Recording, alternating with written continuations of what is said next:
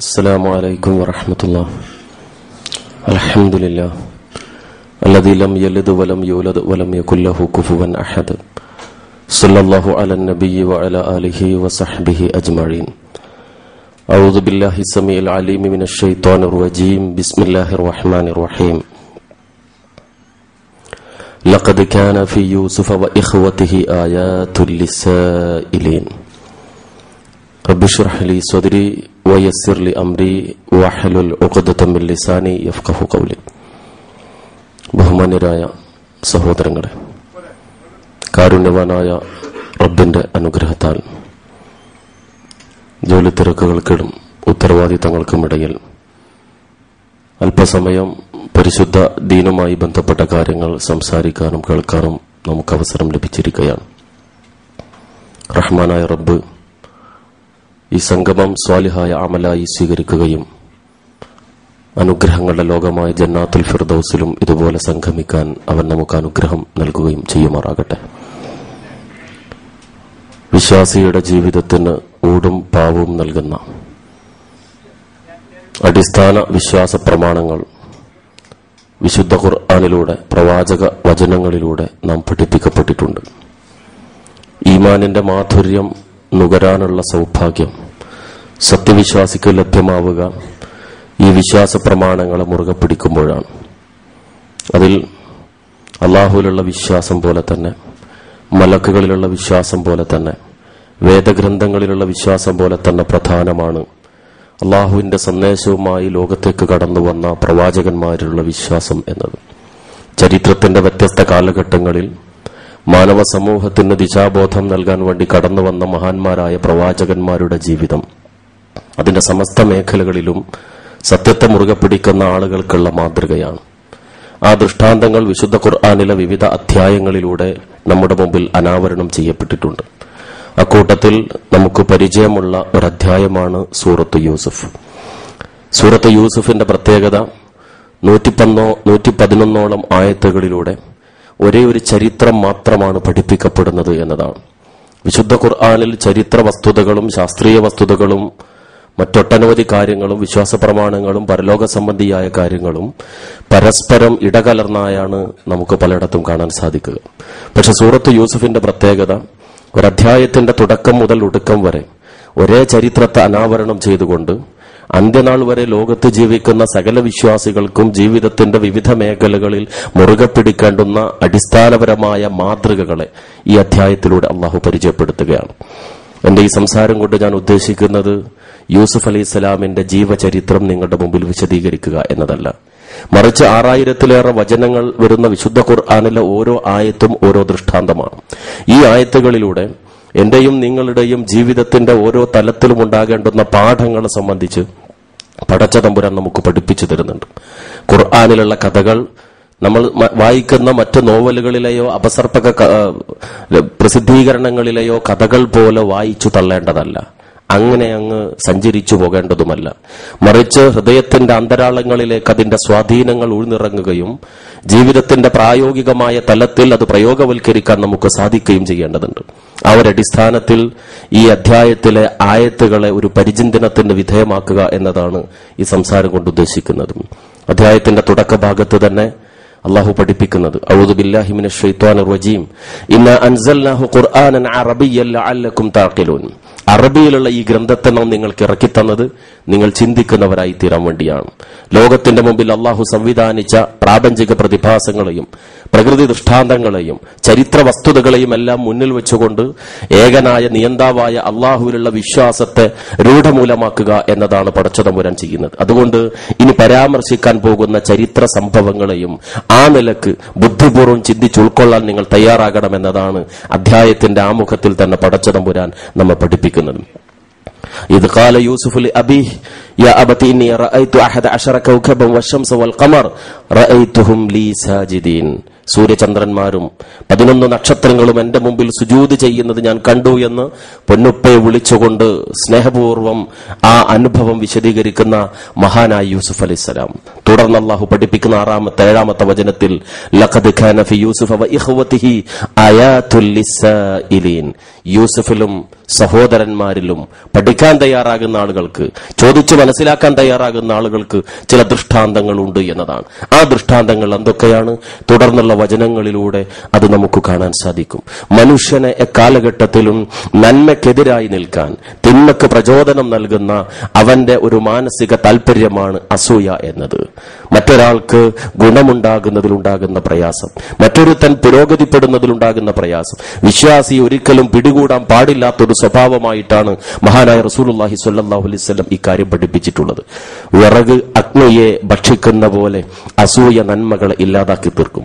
മഹാനായ യൂസുഫ് അലൈഹിസ്സലാമിന്റെ ചരിത്രത്തിന്റെ തുടക്കത്തിൽ തന്നെ ഇതുമായി ബന്ധപ്പെട്ടുകൊണ്ടാണ് ഈ ചരിത്രത്തിന്റെ മുന്നോട്ടുള്ള പ്രയാണം എന്ന് നമുക്ക് കാണാൻ സാധിക്കും. ഇത് ഖാലൂ ലയൂസുഫു വഅഖൂഹു അഹബ്ബു ഇലാ അബീനാ മിന്ന, തങ്ങളുടെ സ്വന്തം സഹോദരനെ കുറിച്ച് പിതാവിനെ സംബന്ധിച്ച് അവർ പറയുന്ന പരാതി, നമുക്കിടയിൽ നമ്മെ മറ്റെല്ലാവരെക്കാളും യൂസുഫിനോടും യൂസുഫിന്റെ സഹോദരൻ അഥവാ ബിനിയാമീനോടുമാണ് ഉപ്പക്ക് അങ്ങേയറ്റം ഇഷ്ടമുള്ളത്. ആ ഒരു പൈശാചിക ചിന്തയാണ്, സ്വന്തം സഹോദരങ്ങളെ സംബന്ധിക്കുന്ന മ്ലേച്ഛമായ ആ ധാരണയാണ്, ആ അസൂയയാണ് അതിനീചമായ പ്രവർത്തനങ്ങൾക്ക് അവരെ പ്രേരിപ്പിക്കുന്നത്. ഇവിടെ നാം പഠിക്കേണ്ടുന്ന ചില പാഠങ്ങളുണ്ട്. ഞാനും നിങ്ങളും പലപ്പോഴും നമ്മുടെ ബുദ്ധിയിലും നമ്മുടെ സിദ്ധിയിലും നമ്മുടെ കഴിവുകളിലും അഹംഭാവം നടിക്കുന്നവരാണ്. എന്റെ കഴിവുകൊണ്ട് ഈ മണലാരണ്യത്തിൽ എത്തിക്കഴിഞ്ഞ ശേഷം ഇന്നിന്ന നിലക്കുള്ള പടവുകൾ ചവിട്ടിക്കയറാൻ എനിക്ക് സാധിച്ചു, സാങ്കേതിക വിദ്യയിൽ എനിക്കുള്ള പ്രാവീണ്യത്തിൽ ഞാൻ അഭിമാനം കൊള്ളുന്നു. അതുകൊണ്ട് തന്നെ പലപ്പോഴും വിശ്വാസവുമായി ബന്ധപ്പെടുന്ന രംഗത്ത്, കർമാനുഷ്ഠാനങ്ങളുമായി ബന്ധപ്പെടുന്ന രംഗത്ത് നമ്മുടെ ബുദ്ധിയിലും നമ്മുടെ കഴിവിലുമുള്ള അങ്ങേയറ്റത്തെ ഔന്നത്യബോധം പലപ്പോഴും നമ്മെ അഹങ്കാരികളാക്കി തീർക്കാറുണ്ട്. പക്ഷേ ഇവിടെ നാം ഉൾക്കൊള്ളേണ്ടുന്ന ഏറ്റവും പ്രധാനമായ പാഠങ്ങളിൽ ഒന്ന് പടച്ചതമ്പുരാന്റെ യുക്തിയാണ്, പടച്ചതമ്പുരാന്റെ തീരുമാനമാണ് ഏറ്റവും വലുത് എന്ന പാഠമാണ് ഈ അധ്യായത്തിലൂടെ, ഈ ചരിത്രത്തിലൂടെ റബ്ബ് നമ്മെ പഠിപ്പിക്കുന്നത്. നമ്മുടെ കണക്കുകൂട്ടലുകൾക്കനുസരിച്ചല്ല. ഫറോവ എന്ന ധിക്കാരിയായ ഭരണാധികാരി തന്റെ നാട്ടിൽ ജനിക്കാനിരിക്കുന്ന ഒരു ആൺകുഞ്ഞ് കാരണം താൻ വധിക്കപ്പെടുമെന്ന് മനസ്സിലാക്കിക്കൊണ്ട് ആ നാട്ടിൽ ജനിക്കുന്ന മുഴുവൻ ആൺകുഞ്ഞുങ്ങളെയും കൊന്നൊടുക്കാൻ തീരുമാനിച്ചെങ്കിൽ, അതേ ഫറോവയുടെ കൊട്ടാരത്തിൽ അതേ കുഞ്ഞിനെ അതേ ഫറോവയുടെ കയ്യിൽ നിന്ന് ആ കുഞ്ഞിന്റെ മാതാവിന് ചിലവ് നൽകിക്കൊണ്ട് ആ കുഞ്ഞിന്റെ മാതാവിന്റെ മുല കുടിച്ചുകൊണ്ട് അതേ ഫറോവയുടെ കൊട്ടാരത്തിൽ മഹാനായ മൂസ അലൈഹി ഇസ്ലാമിനെ വളർത്തിക്കൊണ്ടുവന്നവരാണ് പടച്ചതമ്പുരാൻ. റബ്ബിന്റെ യുക്തി അതാണ്. ആ യുക്തിയെ സംബന്ധിച്ചാണ് സൂറത്ത് യൂസുഫിലൂടെയും അള്ളാഹു നമുക്ക് പഠിപ്പിച്ചു തരുന്നത്. ഏതൊരു സഹോദരന്മാർ ചേർന്നുകൊണ്ട് വകവരുത്താൻ ശ്രമിച്ചോ, അതേ സഹോദരന്റെ മുമ്പിൽ പഞ്ചപുച്ഛ മടക്കി നിൽക്കുന്നവരായി, ആ സഹോദരന്റെ സഹായത്തിന് മുമ്പിൽ കേണപേക്ഷിക്കുന്നവരായി ഈ നശിപ്പിക്കാൻ ശ്രമിച്ച ആളുകളെ പടച്ചതമ്പുരാൻ കൊണ്ടുവരുന്നു. ഇത് ജീവിതത്തിൽ നാം ഉൾക്കൊള്ളേണ്ടുന്ന ഒരു പാഠമാണ്. ആരെയും ഇകഴ്ത്താൻ, ആരെയും ചവിട്ടിത്താഴ്ത്താൻ, ആരെയും അവഗണിച്ചുകൊണ്ട് മുന്നോട്ട് നീങ്ങാൻ നമുക്ക് സാധ്യമല്ല. ഇന്ന് നമ്മൾ അവഗണിക്കുന്നവന്റെ മുമ്പിൽ നാളെ നമ്മൾ ഒരുപക്ഷെ ഓച്ചാനിച്ച് നിൽക്കേണ്ടി വരും. ഇന്ന് നമുക്കിടയിൽ ഏറ്റവും മോശമായ തലത്തിൽ പരിഗണന നൽകപ്പെടുന്നവൻ നാളെ ഔന്നത്യത്തിൽ എത്തിച്ചേരുന്നവനാകാം. അള്ളാഹുവിന്റെ യുക്തിയാകുന്നു വലുത്, പടച്ചതമ്പുരാന്റെ തീരുമാനമാകുന്നു അത്. അതുകൊണ്ട് തുടർന്നുള്ള സംഭവത്തിൽ അള്ളാഹു പഠിപ്പിക്കുകയാണ്. സഹോദരന്മാർക്കിടയിൽ ഉണ്ടാകുന്ന അഭിപ്രായം,